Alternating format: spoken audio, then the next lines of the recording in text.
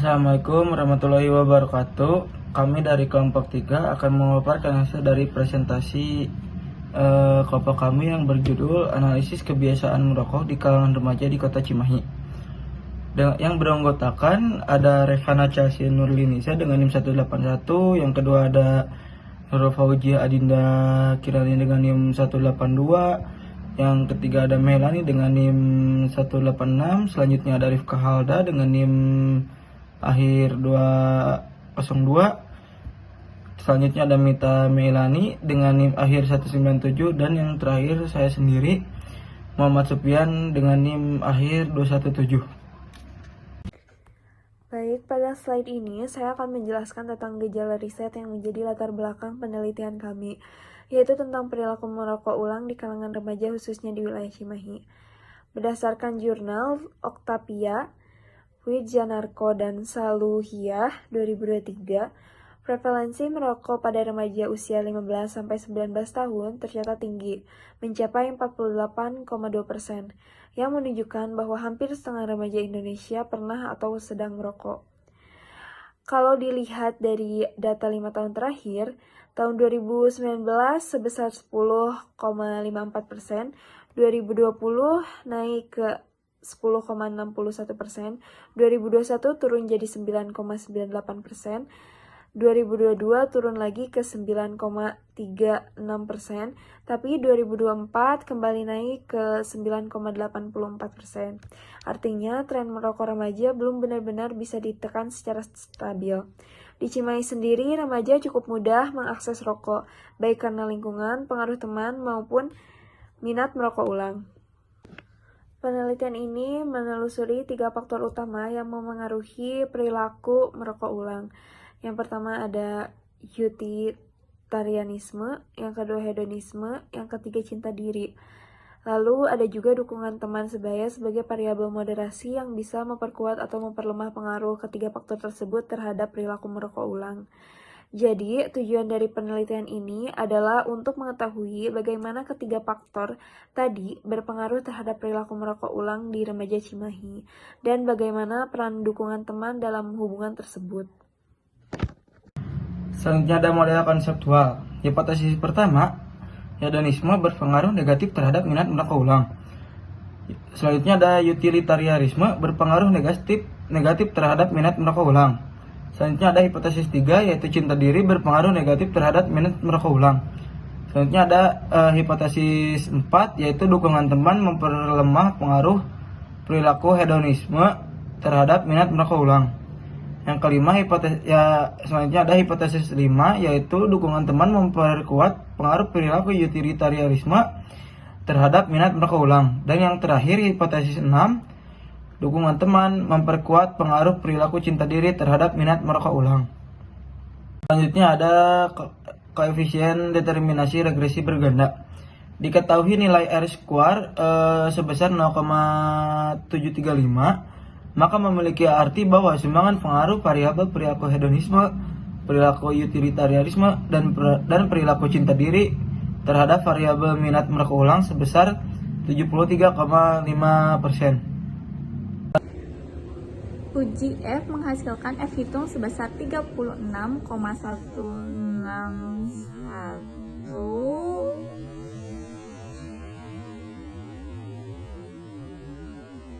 dengan nilai signifikasi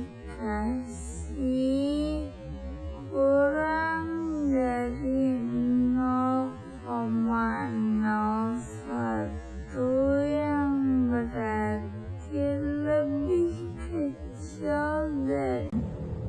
Selanjutnya ada uji T. Yang pertama itu X1, perilaku hedonisme terhadap minat merokok ulang, menghasilkan nilai signifikasi kurang dari 0,01 yang berarti lebih kecil dari nilai alfa, yaitu 0,05 dengan T hitung positif. Maka dapat dikatakan bahwa perilaku hedonisme ini berpengaruh secara positif dan signifikan terhadap minat merokok ulang. Yang kedua itu ada perilaku utilitarianisme terhadap minat merokok ulang yang menghasilkan nilai signifikasi 0,293 atau lebih besar dari alfa, yaitu 0,05, sehingga tidak signifikan dengan T hitung positif.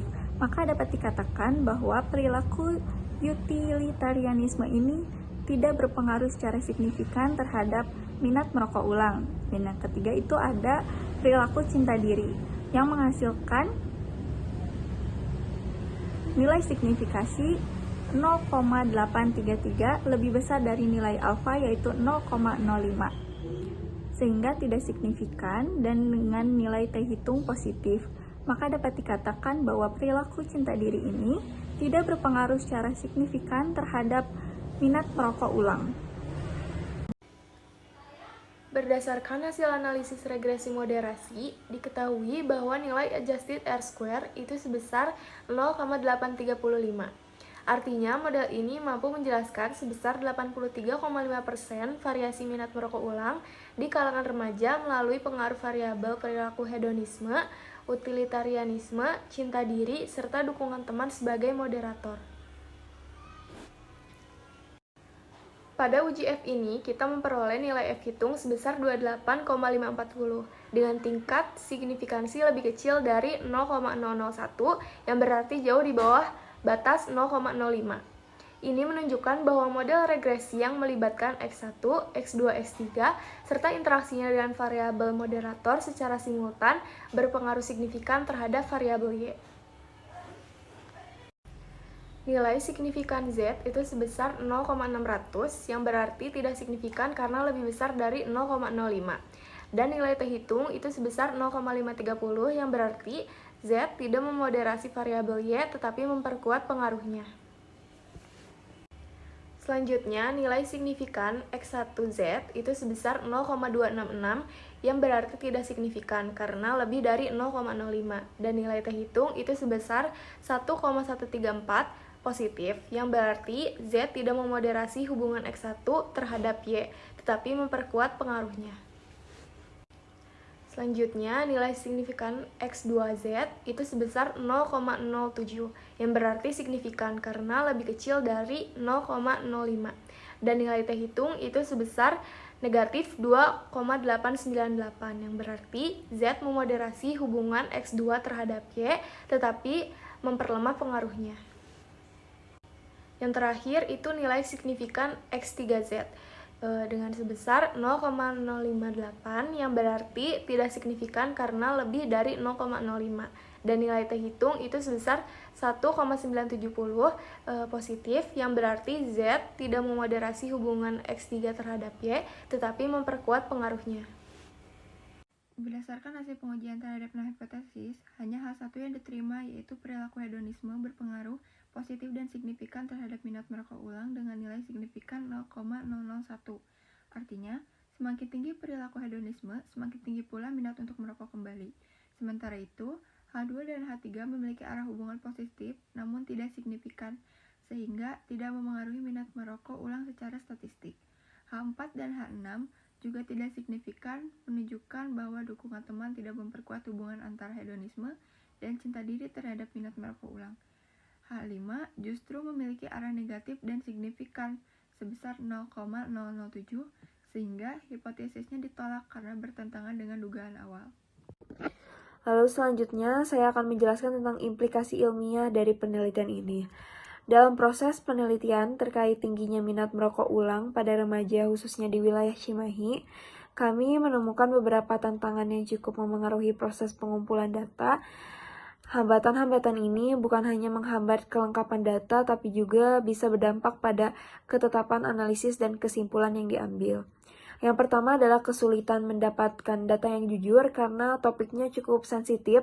Banyak responden, terutama remaja, cenderung tidak terbuka dalam menjawab. Mereka mungkin merasa takut dinilai atau tidak nyaman mengakui kebiasaannya. Yang kedua ada keterbatasan waktu dan wilayah penelitian karena waktu yang tersedia cukup terbatas dari lokasi, fokus hanya di wilayah Cimahi. Hal ini membatasi jumlah responden dan variasi data yang bisa kami kumpulkan. Dan yang ketiga, proses pengolahan data yang cukup memakan waktu. Setelah data terkumpul, perlu ketelitian tinggi dalam menganalisis agar hasilnya tetap valid dan sesuai dengan tujuan penelitian. Jadi, dari ketiga hal ini, kami menyadari bahwa proses penelitian membutuhkan strategi khusus agar tetap mendapatkan hasil yang akurat, meskipun dihadapkan pada keterbatasan di lapangan. Berikutnya yang terakhir adalah implikasi manajerial. Berdasarkan hasil penelitian, dapat disimpulkan bahwa kebiasaan merokok di kalangan remaja di Cimahi tidak cukup efektif jika hanya ditangani melalui pendekatan edukatif semata. Pendekatan berbasis pengetahuan belum mampu secara signifikan mengubah perilaku remaja, terutama ketika mereka berada di lingkungan sosial yang tidak mendukung. Oleh karena itu, diperlukan pendekatan manajerial yang lebih menyeluruh dan solutif, khususnya yang mampu membentuk lingkungan sosial yang mendorong gaya hidup yang lebih sehat. Dalam konteks ini, ada beberapa langkah konkret yang dapat dilakukan para pemangku kepentingan. Di antara lain adalah, yang pertama, pemerintah Kota Cimahi dapat membentuk satuan tugas khusus yang fokus pada pemantauan dan penegakan aturan kawasan tanpa rokok, terutama di area strategis seperti sekolah, taman kota, atau tempat berkumpulnya remaja. Selain menindak secara administratif, Satgas ini juga dapat melakukan pendekatan persuasif terhadap pemilik warung atau toko di sekitar sekolah, agar mereka tidak menjual rokok kepada pelajar atau bahkan menampilkan produk rokok secara terbuka di etalase. Dengan begitu, akses remaja terhadap rokok bisa dikendalikan sejak dari lingkungannya. Yang kedua, institusi pendidikan, baik sekolah maupun kampus, memiliki peran penting dalam membangun budaya hidup sehat. Salah satu upaya yang dapat dilakukan adalah menyelenggarakan kampanye bertema Sehat Bersama yang bersifat inklusif dan melibatkan partisipasi aktif siswa maupun mahasiswa. Kampanye ini dapat diwujudkan dalam bentuk kegiatan komunitas seperti klub anti rokok, mentoring antar teman sebaya, atau lomba kreatif bertema gaya hidup sehat. Tujuannya adalah menciptakan rasa kebersamaan dalam menjauhi rokok, bukan dengan cara menghakimi, tapi membangun lingkungan pertemanan yang saling mendukung. Melalui kolaborasi antara pemerintah, institusi pendidikan, dan komunitas, diharapkan kebiasaan merokok di kalangan remaja dapat ditekan secara efektif, tidak hanya melalui larangan, tetapi dengan menciptakan lingkungan yang mendukung pilihan hidup yang lebih sehat. Sekian dari kelompok kami. Mohon maaf bila ada kesalahan. Wassalamualaikum warahmatullahi wabarakatuh.